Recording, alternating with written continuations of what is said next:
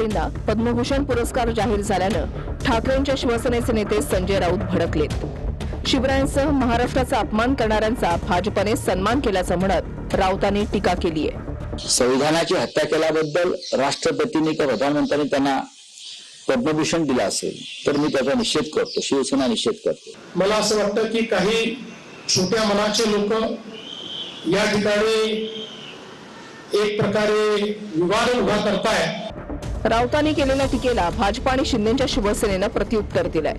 अशा पद्धतीची राजकीय टीका करणं हे काही योग्य नाही। ठीक आहे, संजय राऊत काय टीका करतात ना, टीका करण्याशिवाय मला आपण सांगा काही चांगलं संजय राऊत बोललेत कधी? असं कधी घडलंय का? संपूर्ण कार्य बघितल्याशिवाय कुणाला इतका मोठा पुरस्कार मिळत नाही आणि इतका मोठा पुरस्कार मिळाल्यावर अशा पद्धतीची आलोचना करणे हे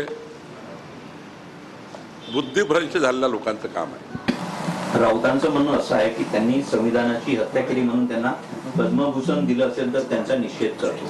संजय राऊत, मला सांगा, मी आता जे 3 इन्स्टंट सांगितले ते मला वात्र टीकेतून म्हणायचंय, संजय राऊत चोरांच्या उलट्या बोंबा, चोरांच्या उलट्या बोंबा आहेत संजय राऊतचं वक्तव्य। म्हणजे माननीय माजी राज्यपाल भगतसिंग कोश्यारी साहेबांना ज्या प्रकारे म्हणजे पद्मभूषण पुरस्कार देण्यात आलेला आहे, त्या निमित्तानं मी खूप हार्दिक शुभेच्छा महाराष्ट्राच्या वतीनं, आमच्या वतीनं आम्ही देतो।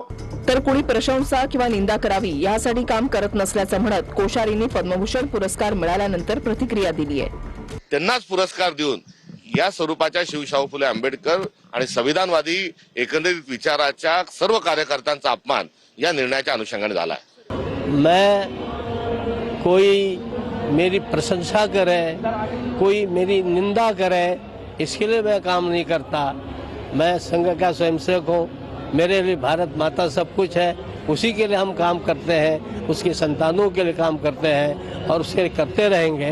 अब किसी को अच्छा लगेगा, किसी को बुरा लगेगा, तो उसमें मैं क्या कर सकता हूँ? मैं उनको धन्यवाद देता हूँ अगर उनको बुरा लगता है तो।